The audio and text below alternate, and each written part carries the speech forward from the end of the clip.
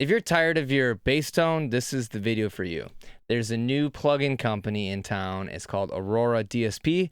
They're based out of Poland, and they made a pretty awesome distortion plugin called Mammoth, and I can't wait to show you guys what it sounds like. I'm Bobby Balo, the mixing and mastering engineer at Raytown Productions. I run an online Facebook community called the Home Studio Fast Track, so if you're interested in taking your music to the next level, be sure to check that out. There's a link in the description. In this video, I'm going to walk you through all the different sounds you can get out of Mammoth from a bass DI and put it in context for a post-hardcore track that I have today by the band Jade Crown.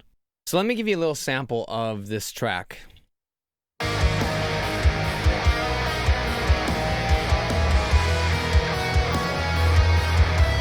So right off the bat, it sounds pretty massive, right?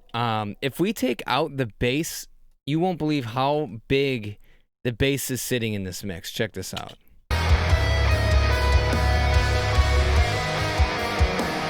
So that's without the bass.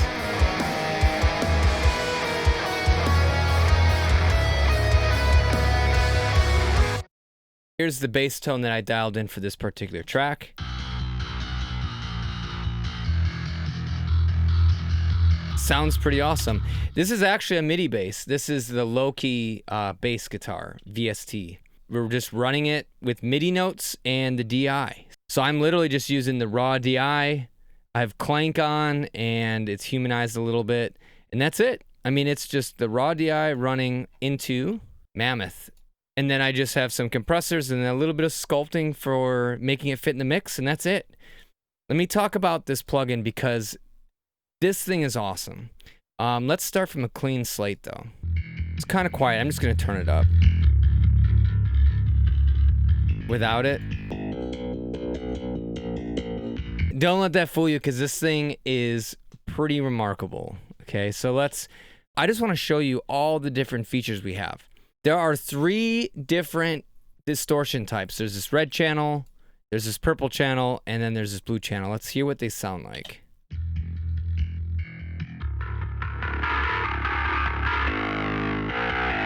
So that's the red channel, purple,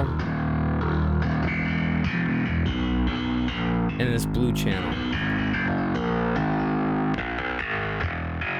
So my 2 favorites, depending on what genre it is this purple and this blue channel. For anything metal or kind of djenty, I think this blue channel is a home run because you can hear a lot of clank in the distortion. It really brings out that kind of tonality. We have this hot button, which I think is just a gain boost. It's probably like 10 dB or something, but it can really, really push the bass into an overdrive. So check out how much it helps if you're trying to get a really dirty bass. I mean, it's almost like a guitar at this point, right? And then this.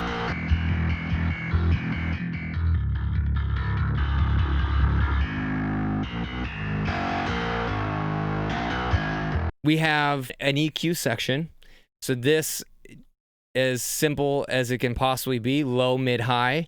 I really like the positions of the EQ. They're very musical and they're in the right place for like aggressive style bass tone.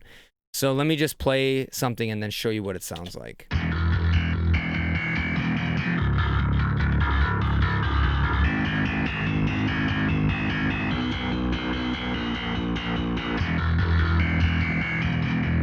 So in here, it just really thickens it up. And then the mid is in an amazing spot for scooping out the bass tone so that it sits well in a mix and doesn't muddy anything up. Check this out.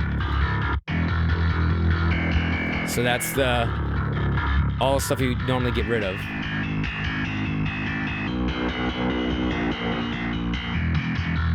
It just instantly cleaned it up, right? And then this high end is awesome for like string noise and a little bit of bite.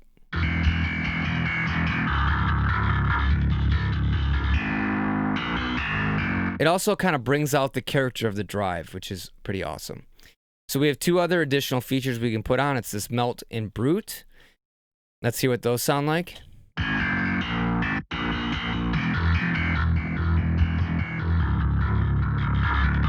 So it does something to the high end to kind of maybe make it hide into a mix more. And let's listen to Brute.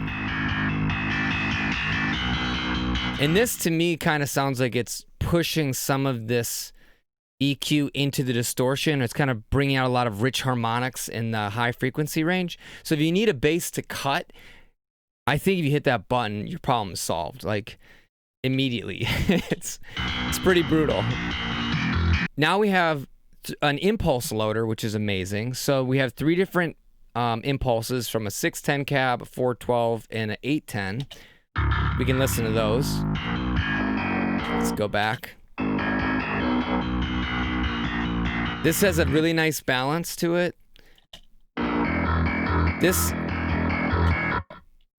412 cab doesn't really work for this song. It's a lot more mid-focused, kind of like a guitar cabinet. Probably is a guitar cabinet since it's a 412. And then the 810 sounds pretty solid too. The 610 and the 810 both have this nice mid scoop out of it, and I think these are gonna sit better in a mix than the 412 will. And then this also is an impulse loader. So you can, if you have your own impulses, you can load them. There's also a few presets by Christian that has his own impulses integrated into this. So there's actually 5 total impulses that are here. They're just kind of hidden. Okay, so if you go to the dangle or grind, you get 2 additional impulses. So we also have a solo button that allows us to hear everything above this crossover frequency. So this is all the distorted stuff. And then that also lets us dial in this crossover better, so we can feed in the drive channel with more or less frequencies. So if we want a more of like a fuzz style effect, we can drop this crossover frequency lower. We feed those low frequencies into the drive circuit, and then we get a different type of sound. So you can hear how much it changes, right? Personally, I like it around between like 150 and 180. It just seems to be the best blend of like a tight low end and a nice distorted top end. So this blend knob is essentially how much of that top distorted channel we want to mix in with this bottom section, okay? All the low frequency information.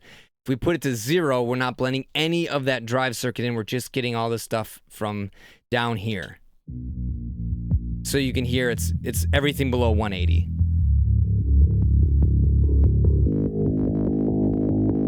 As we dial this blend up, you can start hearing that it'll start integrating this distortion circuit.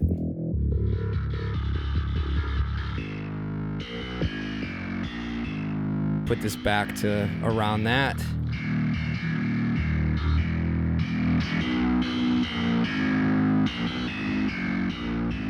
So then by having a blend, around 50%, it's incorporating a nice amount of that low end and then that nice clanky top end, okay? Now we have this whole bottom section, which is also very important.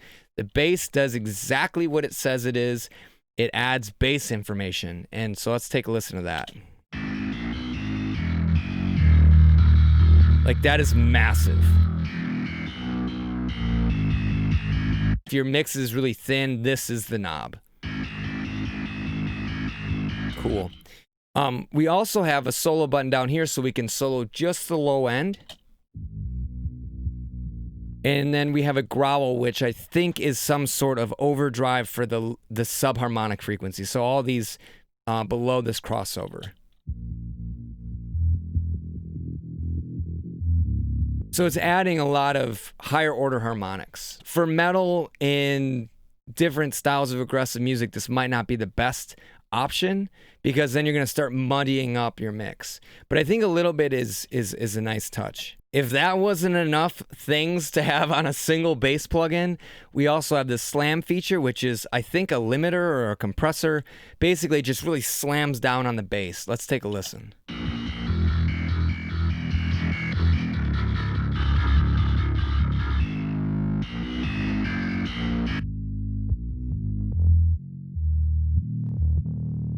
If we solo it, we can hear what it's doing to the low end, and it starts distorting a little bit, and it's not super musical, so I don't like to just crank down on this. You know, somewhere, you know, -5 or something like that. It's just a nice spot where you're not really getting a lot of distortion, but it locks in that bass. And I saved the best feature for last, and this is something that probably can be overlooked pretty easily, but this Mammoth logo is actually a button. And this is like what makes this plugin great. This is essentially like the clank knob. It's amazing. Like, this instantly turns your bass guitar into something heavy and brutal that'll cut through a really, really dense mix.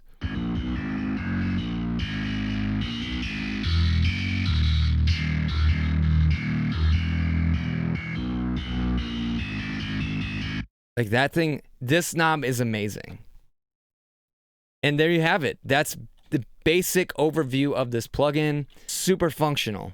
Getting the right bass tone is so important for a powerful sounding mix. And to take this a step further, I've prepared a free downloadable guide for you that walks you through my favorite tips and tricks for mixing bass to make it fit into any dense metal mix. You can find that link in the description. And if you're still hanging out with me, thank you so much. Make sure to hit that like button, let other people know that this video was helpful, and hit that subscribe button to be notified when we release our new video, which comes out every single week. And if you make music, don't forget to check out the Facebook community, the Home Studio Fast Track, and I'll see you guys in the next video. Whoa, you're still here. This is the end screen. That's amazing.